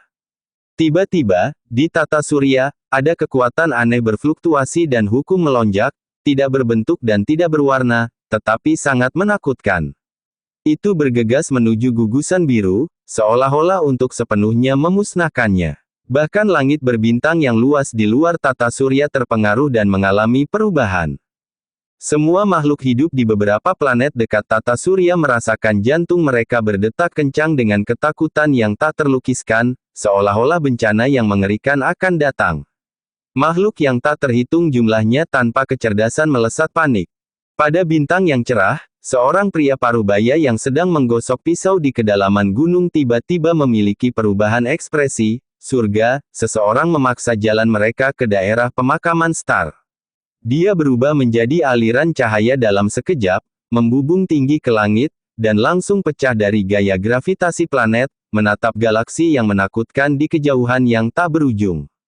Sudah bertahun-tahun berlalu, namun masih ada orang yang berani memasuki tata surya. Tidak diketahui berapa banyak ahli tingkat planet yang telah dimakamkan di pemakaman bintang dalam jutaan tahun terakhir. Tiba-tiba, mendeteksi aura yang familiar, dia menoleh ke beberapa arah lain. Monster-monster tua itu juga kaget. Bibirnya melengkung sedikit. Tidak ada bintang kehidupan besar di domain ini, tetapi banyak planet seni bela diri. Ini adalah domain bintang seni bela diri. Tidak ada kekurangan ahli tingkat planet yang tiada taraf di sini yang dapat meninggalkan domain bintang dan masuk ke alam semesta dengan basis kultivasi tirani mereka sendiri. Jelas bahwa fluktuasi kekuatan di Star Cemetery Domain telah menarik perhatian semua pakar tingkat planet. Satu demi satu, mereka turun ke langit berbintang untuk mencari tahu apa yang sebenarnya terjadi. Tapi segera, pria parubaya itu mengungkapkan ekspresi takjub. Dia merasakan bahwa monster-monster tua itu semua terkejut dan muncul. Dengan kata lain, para ahli yang telah menginvasi galaksi pemakaman bintang bukanlah ahli tingkat planet yang dikenal, tetapi siapa sebenarnya yang membobol galaksi Star Cemetery? Masalah ini menyusahkan semua ahli tingkat planet. Menambah ini, beberapa orang menemukan bahwa, setelah invasi ini, beberapa kekuatan dan hukum di galaksi Star Cemetery tampaknya telah berubah. Itu mulai melemah. Bumi, langit cerah. Sosok biru samar, hampir transparan, mengambang di kekosongan, melihat ke bawah. Tidak ada orang lain yang bisa melihatnya, tetapi dia melihat segala sesuatu di dunia, seperti hantu. Di jalan ada aliran mobil yang tak ada habisnya. Tangisan sedih terdengar di seluruh jalan. Seorang pria parubaya berambut grizzled dan seorang wanita parubaya dengan rambut pendek memeluk seorang pria muda berbaring di genangan darah di sisi jalan menangis. Sebuah kecelakaan mobil baru saja terjadi, dan putra mereka terluka parah dalam kecelakaan mobil, pada napas terakhirnya. Dokter dari ambulans yang datang pertama kali mengungkapkan ekspresi yang tak tertahankan. Dari sudut pandang profesional, anak muda yang terluka tidak bisa diselamatkan. Ayah, Bu, aku kembali. Jiwa Kaisar Cahaya Ilahi tidak bisa membantu tetapi meneteskan air mata. Berapa tahun telah berlalu, berapa kali adegan ini muncul dalam mimpinya. Sekarang dia tahu betapa hancur hatinya orang tuanya ketika dia mengalami kecelakaan mobil. Pada saat ini, hatinya hampir hancur. Tidak peduli badai dan kemuliaan apa yang telah dia alami di domain 1000 bintang luas, dia sulit mengendalikan dirinya ketika dia melihat wajah sedih kedua lansia. Dia akhirnya kembali. Kekuatan suci aku telah sepenuhnya terkuras bersih, mulai sekarang, aku hanya orang biasa. Hukum dan kekuatan tata surya terlalu menakutkan. Masuknya paksa aku sepertinya telah mengganggu operasi hukum langit di tata surya, dan dapat menyebabkan konsekuensi yang tidak terduga. Aku harap aku tidak akan menjadi pendosa bumi. Kaisar Cahaya Ilahi menghela nafas. Kembalinya dia telah membentuk sebab dan akibat yang besar. Ikan tua dan anjing konyol itu telah dikirim ke bagian lain bumi dan akan segera dapat menyelesaikan reinkarnasi. Hanya saja bumi tidak cocok untuk kultivasi. Mereka pasti akan mengalami musibah satu demi satu, tetapi mudah-mudahan mereka bisa melewatinya dengan lancar. Kekuatan aku telah sepenuhnya dihapus oleh hukum tata surya, dan sekarang aku hanya memiliki jejak kekuatan terakhir. Ayah, Bu, akhirnya aku kembali. Kali ini, aku tidak akan membuatmu kesal, aku merindukan hari-hari kehidupan biasa. Aku akan selalu bersamamu mulai sekarang. Nasib bumi, nasib tata surya, biarkan lambang keempat hukum surgawi menyelesaikannya. Kuharap inspirasi King dan anjing konyol itu bisa menemukannya. Kaisar Cahaya Ilahi berpikir untuk dirinya sendiri. Dia telah sepenuhnya melepaskan beban dan tekanan psikologis selama bertahun-tahun. Sejak saat itu tidak ada hubungannya dengan dia lagi. Dia hanya orang biasa. Tanggung jawab besar diberikan kepada mereka yang ditakdirkan untuk membawanya. Dia berubah menjadi seberkas cahaya dan memasuki tubuh anak muda yang terluka parah. Setelah beberapa saat, tubuh anak muda yang terluka serius itu bergerak-gerak, dan kemudian membuka matanya. Bu, ada apa? Jangan menangis, aku baik-baik saja. Napasnya mulai pulih dengan sangat cepat. Meskipun luka-lukanya tampak masih sama, organ-organ internalnya tidak rusak. Wanita yang terisak itu menyeka air matanya dengan tak percaya. Little Ye, kamu, jangan menakuti ibu, kamu baik-baik saja. Dokter, datang dan lihat. Little Ye, hei, seru ayah berambut grizzled dengan gembira. Senyum menyinari wajah pemuda itu. Dia tahu dia akhirnya mendapatkan kehidupan yang paling diinginkannya. Jejak kekuatan terakhirnya digunakan untuk memperbaiki tubuhnya, dan benar-benar menyegel ingatannya. Mulai sekarang, ia akan hidup sebagai orang biasa dengan orang tua dan teman-temannya. Perasaan kembali ke rumah, benar-benar menyenangkan. Aku akan gila, Kaisar Cahaya Ilahi, apakah kau bermain denganku? Di Gunung Ilahi Kinling, seorang Tao dengan rambut menutupi bahunya dengan liar melolong marah. Dia berjalan dengan susah payah melintasi pegunungan, tidak mampu menunjukkan kekuatannya yang kuat. Gelombang kekuasaan di bumi sangat lemah sehingga membuat marah. Dia merasa seperti hiu besar yang jatuh ke padang pasir. Sepertinya kita hanya bisa mencarinya secara perlahan, jika tidak, aku akan terjebak dan mati di planet ini. Sang Tao terisak tanpa air mata. Pakan guk-guk. Seekor anak anjing yang tersesat dengan kosong bepergian bola-balik di antara arus lalu lintas tanpa akhir. Kekuatan Wolf sudah hilang, tubuh ini terlalu rapuh, surga, apa yang dilakukan Wolf jahat, planet ini hanyalah tanah kematian, ingatanku mulai kabur, aku tidak akan menjadi anjing biasa dan mati di sini kan. Petik 2. Teriak anjing kecil itu. Tidak butuh waktu lama baginya untuk benar-benar kehilangan semua ingatannya. Anak anjing yang tersesat pergi ke kota, tanpa menarik perhatian, menderita semua jenis intimidasi, tidak mampu mendapatkan cukup makan dan hidup dalam keadaan ketakutan. Akhirnya dia berasimilasi ke kota yang ramai, melupakan segalanya, tetapi juga melupakan dirinya sendiri. Tamat.